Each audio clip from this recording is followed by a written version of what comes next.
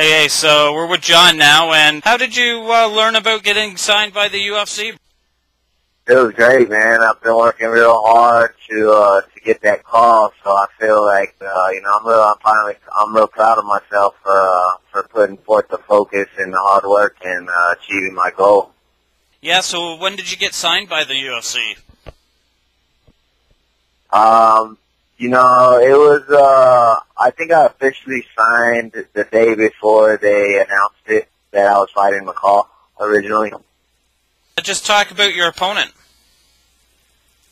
Well, now I'm fighting Ulysses Gomez, tough, seasoned guy. Sure he's gonna come to fight. We got, he's a former Tachi Palace bantamweight champion. He's got great jiu-jitsu. He's got good stand-up, so it's gonna be a good fight. What do you think your keys to victory will be in this one?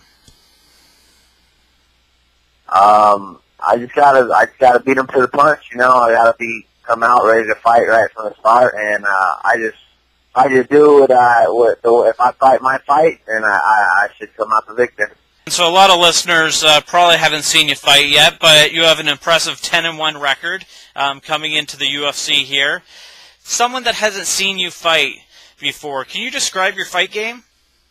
Yeah, I come to stand up, man. I'm a wrestler. I come from a wrestling base, so if I need to, I can take the fight to the ground. But for the most part, you're gonna see me stand and bang with a lot of these people that I fight in the future. Just scrolling down your record here, man. I see your only loss is to Dodson. Is that a fight you'd like to rematch in the UFC? Definitely. Cool. So, have you ever had any problem making the weight cut to flyweight? Well, technically, actually, the only fight that I fought at flyweight is the loss to Dodson. So, that wasn't too hard, but I normally step into the cage weighing like 138 anyway, just fighting at bantamweight. So, I'm sure it's going to be nice to fight someone a little bit more my size. Your last fight was a month ago. How was your health after that fight?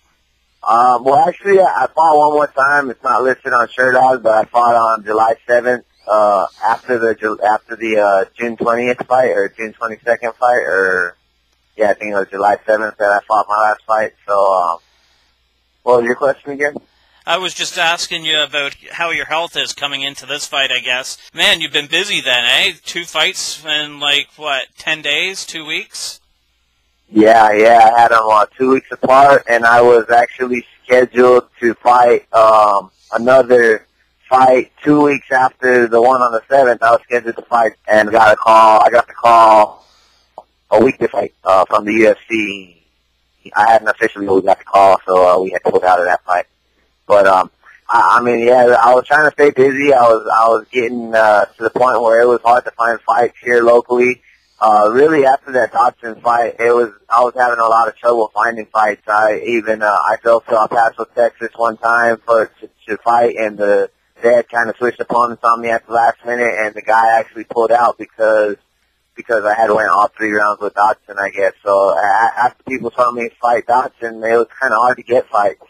So when these 3 fights came up, I was just like, whatever, I just take what I could get. I just was trying to stay active. How disappointing is it for you not to get the fight with McCall? I'll probably have to fight him down the line anyway, so I'm not too worried about it. I'd rather fight him when he's good and ready to go than have any questions about any injuries or anything like that. So I'm just excited to be in the UFC, to get to showcase my skills on a bigger level now.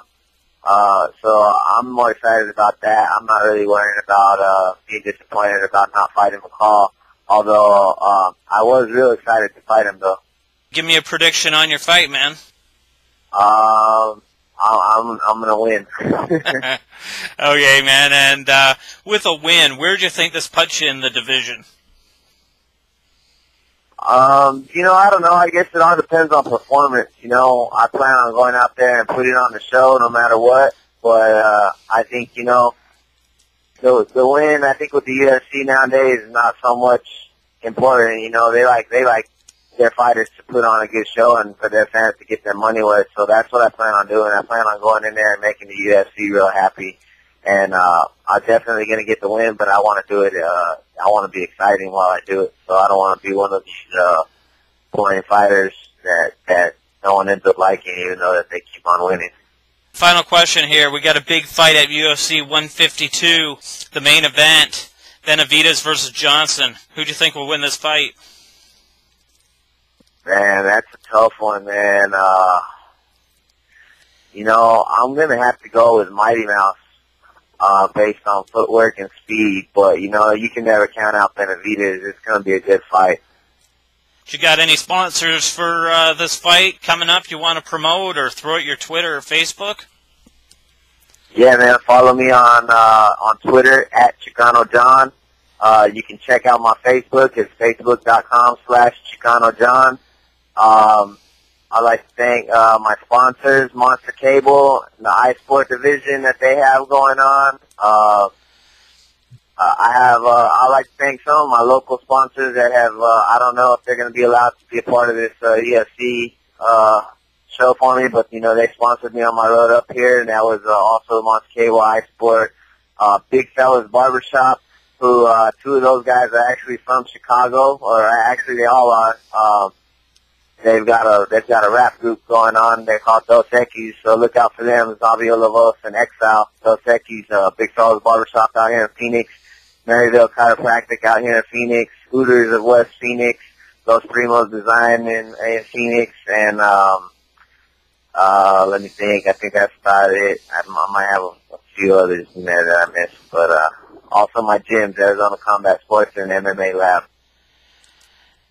Okay, John, thanks for doing this, man, and best of luck this weekend. Thank you.